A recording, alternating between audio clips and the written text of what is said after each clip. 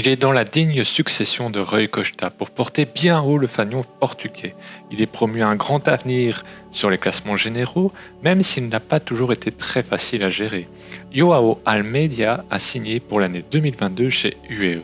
Débarrassé d'un certain Remco Evenepoel, Almeida a décidé de rejoindre l'équipe du double vainqueur du Tour de France. Pour être dans son ombre, dans cette vidéo, nous allons analyser ce passage chez UAE et comprendre pourquoi son arrivée dans cette équipe ne s'apparente pas à un rôle de super équipier pour Pogačar. Alors restez bien jusqu'à la fin de la vidéo pour comprendre et bienvenue sur la chaîne Cyclo-V. Nous allons donc poser les bases sur la carrière de João Almeida.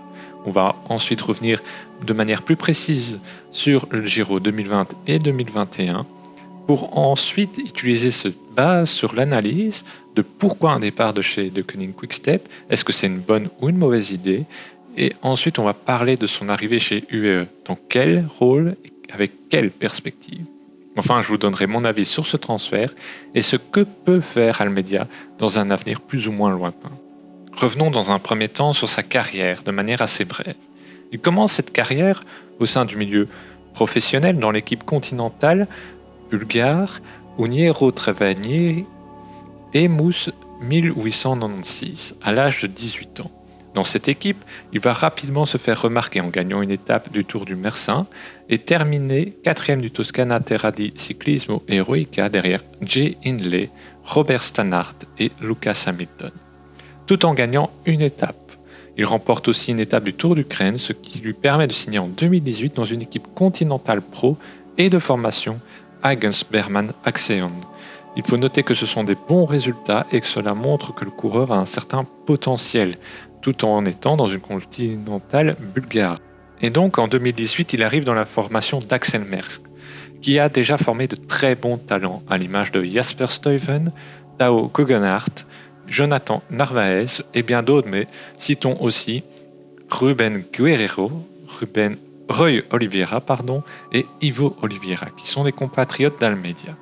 La formation et la direction choisies par Almeida devraient lui permettre de rapidement développer son potentiel, et c'est ce qu'il se passe. Après un démarrage sur les courses professionnelles en tant que coéquipier, mais aussi assez délicat, il va remporter Liège-Bastogne-Liège U23 devant son futur équipier Andrea Baggioli, qu'il devance de 15 secondes, mais aussi devant Marc Hirschi qui finira 5e à 29 secondes du Portugais. Cette victoire de prestige dans la catégorie espoir montre tout le potentiel d'Almeida, et quand on voit qui il devance et ce qu'ils sont devenus, c'est d'autant plus intéressant. Il continue sa formation et finira meilleur jeune de la ronde de l'Isère, qu'il termine à 5e position au général. Il échouera face à Alexander Vlasov lors du Giro Ciclista d'Italia en catégorie d'âge U23 qu'il termine à la seconde place, mais en étant le meilleur jeune. Il signera 4 top 5 et 2 top 10, ce qui s'annonce intéressant pour la suite de sa carrière. Il échoue à la seconde place pour le titre de champion du Portugal U23 avant de se diriger vers le Tour de l'Avenir.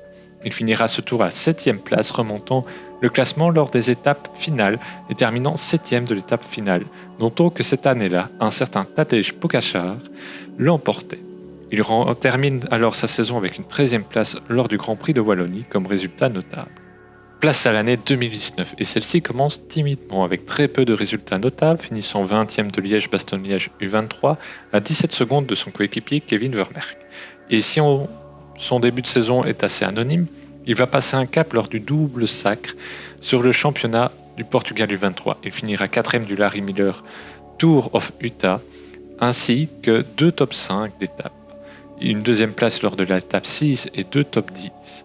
Il finira avec le maillot de meilleur jeune. Il termine la saison avec le Grand Prix de Wallonie avant les mondiaux U23, pour alors changer d'équipe et signer chez De Koning Quick-Step, où un phénomène a commencé à éclore en 2019, Remco Evenepoel. Il commence très vite sous ses nouvelles couleurs, en étant aligné en tant que coéquipier en Australie sur le Santos Tour Down Under, la Race Torquay et la Cadel Evans classique. Il part ensuite sur la Volta ao Algarve en tant que coéquipier d'un certain Remco Evenepoel, qui remporte le général mais où Almeida va être extrêmement précieux. Notre Portugais finira à la 9e place du général. Après la pause Covid, il prend part à la Volta à Burgos, encore remportée par son coéquipier Evenepoel, mais où Almeida prendra la 2e place de l'étape 1, la 5e place de l'étape 3, la 4e place de l'étape 4, ce qui lui permettra de finir 3e du général et d'aborder le Tour de l'Ain en position de leader. Sur les 3 étapes du Tour de l'Ain, il finira systématiquement dans le top 10, ce qui lui permet de remporter le classement du meilleur jeune et finir 7e avec une rude concurrence. Il prendra part au Giro dell'Emilia qu'il finit à la seconde place. Et à la 7e, il m'a copié Bartali, où il a fini sa forme pour le Giro en finissant 3e du général et s'affirmant comme un candidat pour un bon Giro. Il part donc sur le Giro en confiance et après un périple en rose, il finira 4e de son premier grand tour. Mais on reviendra sur ce périple un tout petit peu plus tard dans la vidéo. Place à l'année 2021 où Almeida ne veut plus être dans l'ombre de Remco Evenepoel ni celle de Julien Alaphilippe, quand il s'agit de jouer le général des tours montagneux. Il commence à lui les tours qu'il termine à la 3e place avec 4 top 10. Il ira ensuite à Tirreno qu'il termine à la 6e place avec 3 top 10. Il va sur la Volta Ciclista a Catalunya où il remporte le classement des jeunes et signe un top 3 sur le contre-la-montre et 2 top 10, ce qui lui offre la 7e place du général. Il ira sur Liège-Bastogne-Liège pour aider Julien Alaphilippe, qu'il finit à la 65e place, avant de se lancer dans le Giro en tant que co-leader avec Remco Evenepoel qui revient de sa chute. On reviendra sur le Giro en détail par après, mais après avoir été coéquipier, il remonte le classement et finira à une 6e place en signant plusieurs top 5, top 3 sur les dernières étapes. Après un peu de repos, il remportera le championnat du contre-la-montre du Portugal avant d'aller aux Jeux Olympiques où il ne pèsera pas sur la course mais où il finira 13e du contre-la-montre et 16e de la course en ligne. Le Tour de Pologne est alors son prochain objectif où il va débloquer son compteur de victoires avec une victoire lors de l'étape 2 et de l'étape 4 et un top 5 sur l'étape 5 et une 2e place sur l'étape 6. Il remporte donc logiquement le classement général et le classement par points.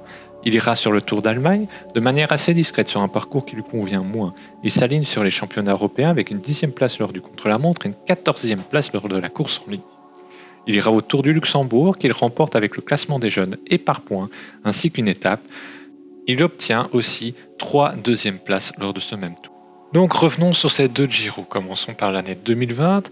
Pour son premier grand tour chez De Koning Quick-Step, Joao Almeida est aligné presque leader, mais Quick-Step ne vise pas vraiment le général cette année-là, puisque Evenepoel est blessé, mais elle vise plutôt les victoires d'étape. Et étonnamment, Joao Almeida va se révéler très performant. Lors de la première étape, il va prendre une 2e place lors du contre-la-montre inaugural et se placer 2e du général. Le lendemain, il sera 6e de l'étape 2. La suite des étapes est très intéressante parce qu'en finissant 11e de l'étape 3, il va récupérer le maillot de leader, le maillot rose, et il va continuer à très bien performer avec un top 20 lors de l'étape 4 et une 3e place lors de l'étape 5, frôlant de peu la victoire finalement, et ça le permet de garder une certaine avance confortable pour le maillot de leader.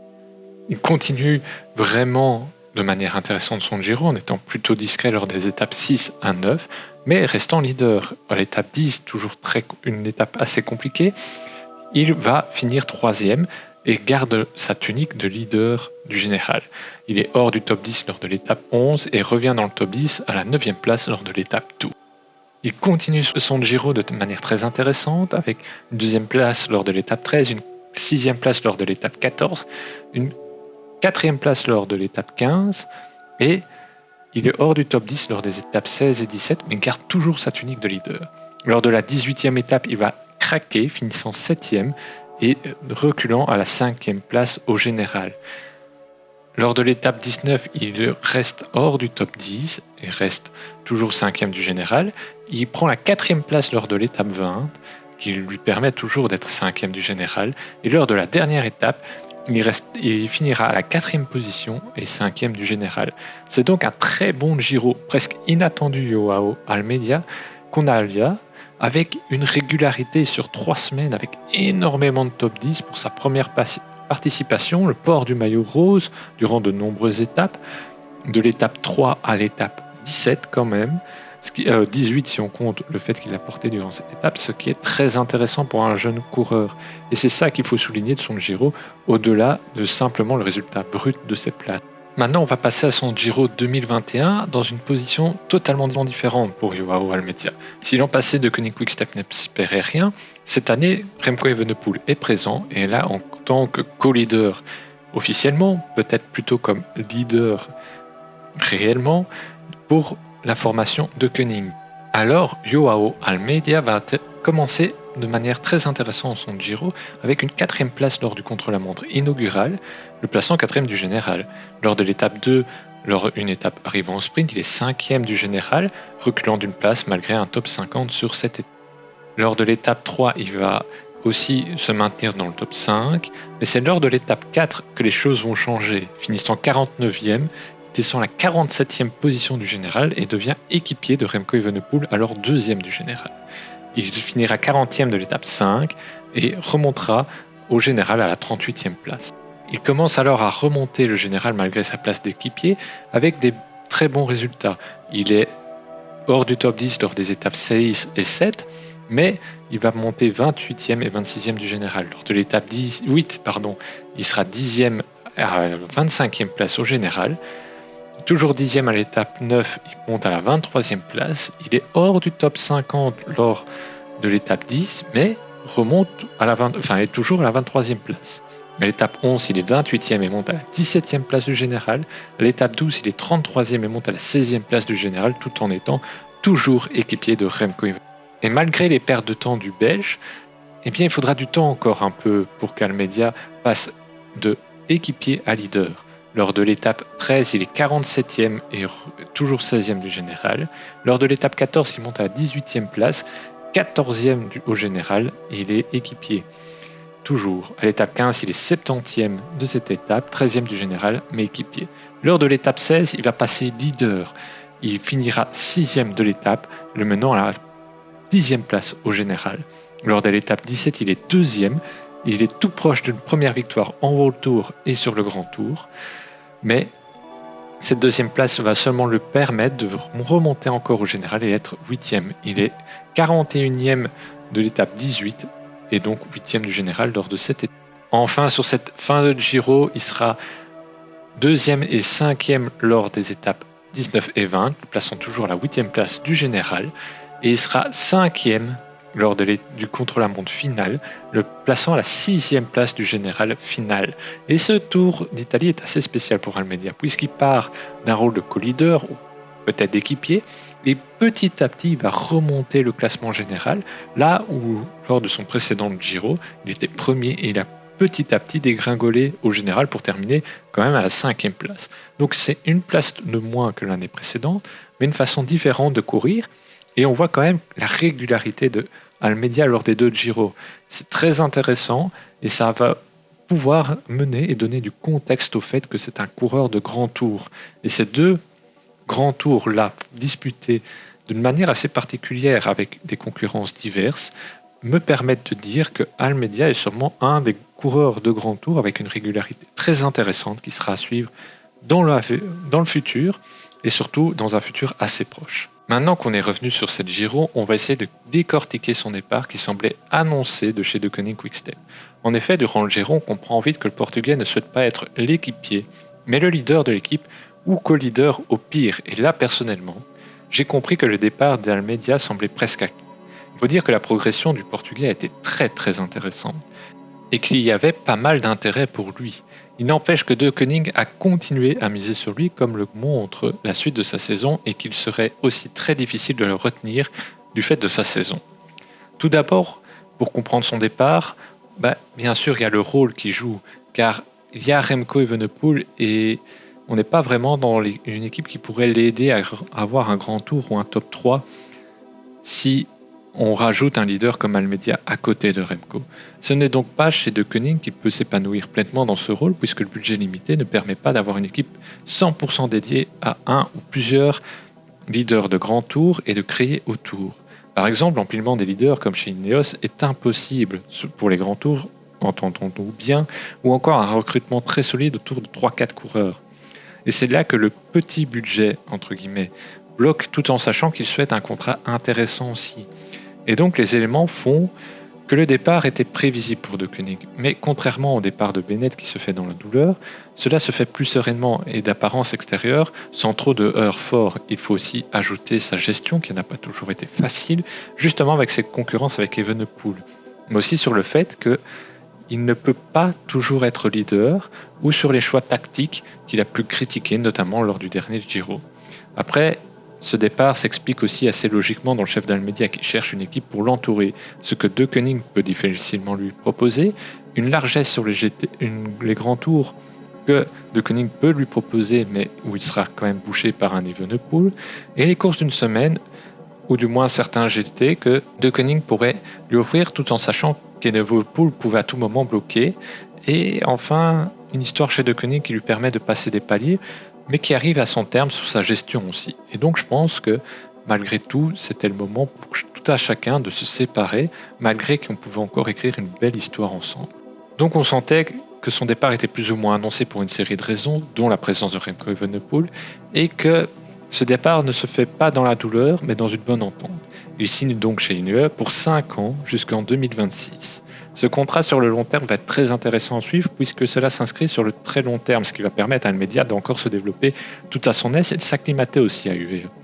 Alors si on n'a plus l'ombre d'un certain Remco Evenepoel, on a l'ombre d'un autre phénomène, c'est Tadej Pogačar, double vainqueur du Tour de France, et possiblement Ayuso voire McNulty, qui doivent encore se développer et surtout confirmer. Mais d'un autre côté, l'équipe se construit avec quelques grands noms comme équipiers, à l'image d'un George Bennett, pour lequel j'ai fait une vidéo que je vous encourage à voir, ou de Marc Soler. Et par conséquent, sa perspective le semble dégagée pour Almeida comme second leader de Grand Tour. Sur le Giro, sûrement voir la Vuelta, où il irait sur le Tour de France comme équipier de luxe pour un Pogačar, après avoir pu jouer sa carte sur un des 2 autres Grands Tours. On a aussi donc des équipiers de belle qualité pour l'épauler sur les classements et sûrement une équipe qui lui sera dédiée dans ses objectifs. Enfin, on est aussi dans une équipe avec une grande culture portugaise que De Koning Quick-Step n'avait pas forcément, puisqu'on y retrouve Rui Costa pour 2022 et on y trouve encore actuellement Ivo et Rui Oliveira. Et en plus, peut-être prolongeront pour 2022. Dans tous les cas, c'est un facteur qui doit être pris en compte pour comprendre son arrivée chez UAE. Enfin, parler de UAE sans le salaire semble difficile. Il est clair que le salaire sera meilleur que chez UAE et que cela fait partie d'un choix d'Almeida. Et même si dans un certain sens on peut le regretter, dans le cas d'Almeida, c'est un aspect pour moi largement moins important que chez d'autres coureurs puisqu'il est encore assez jeune et qu'il a quand même des solides références. Et on sait aussi qu'il a fait monter les enchères avec plusieurs équipes pour finalement signer chez UAE. Donc pourquoi je le dis, c'est tout simplement car je pense que ce sont des raisons sportives et financières qui ont mené Almeida chez UAE. En effet, comme je l'ai dit, il y aura un créneau pour les grands tours Giro ou Vuelta et pour les tours d'une semaine. Et en plus, il y aura une équipe solide et il ne va pas faire une croix sur ses ambitions puisqu'il arrive avec un certain statut de leader. Donc les perspectives sportives semblent intéressantes et on peut jouer autant sur Pogačar qu'Almeida maintenant. On va donc terminer cette vidéo sur mon avis et il est clair que j'aurais préféré voir le profil du coureur par étape complet et dans une certaine préférence pour les étapes plus vallonnées voire montagneuses, eh bien continuer chez De Koning Quick-Step. Mais aller chez UAE me semble quand même intéressant. Niveau matériel, on est quand même sur celui du double vainqueur du Tour de France. Donc, voilà, il n'y a pas de souci à se faire. On a quand même du matériel reconnu qui est Colnago. Et au niveau contre-la-montre, vu les performances de Pogačar au Tour de France, je pense qu'il n'y a pas trop de doute sur la qualité du matériel. On a aussi une belle équipe qui pourra l'aider pour ses objectifs avec l'arrivée de Soler ou Bennett, George Bennett, mais ces coureurs-là vont sûrement être plus affectés à Pogačar qu'à Almeida. Ensuite, il pourra encore progresser sans la pression du contrat, vu la longue durée qu'il a, et aussi sans la pression d'être le numéro 1, puisqu'il est derrière Pogačar. Donc je pense qu'il va encore avoir du très bon Almeida dans l'avenir, surtout qu'il va réussir à passer encore un cap cette fin de saison 2021, comme on peut le voir sur ses résultats autour de Pologne ou autour du Luxembourg, où il enchaîne les succès. Ensuite, on le verra, à mon avis, sur le Giro l'an prochain, pour jouer le top 3 avec, je l'espère, quelques succès. Et aussi, je pense qu'on tient un transfert intéressant et prometteur pour l'avenir. Attention toutefois à ne pas faire le contre-coup de Quick-Step, comme certains coureurs avant lui qui ont quitté l'équipe belge. Mais avec son jeune âge et son potentiel, je pense qu'il va réussir encore à progresser. Donc globalement, on est dans la perspective très intéressante et j'espère qu'on le verra du tout bon Almeida et pourquoi pas contre Evenepoel, ce qui peut être très intéressant. Et vous, que pensez-vous de ce transfert? Est-ce une bonne occasion pour Almeida? Un appel de l'argent? Un talent qui aura du mal à évoluer dans le futur chez UE? Dites-moi tout ça en commentaire et on se dit à très vite pour une prochaine vidéo qui décortiquera soit d'un nouveau transfert, d'une nouvelle carrière d'un coureur ou bien sur d'autres éléments comme les championnats du monde. À très bientôt.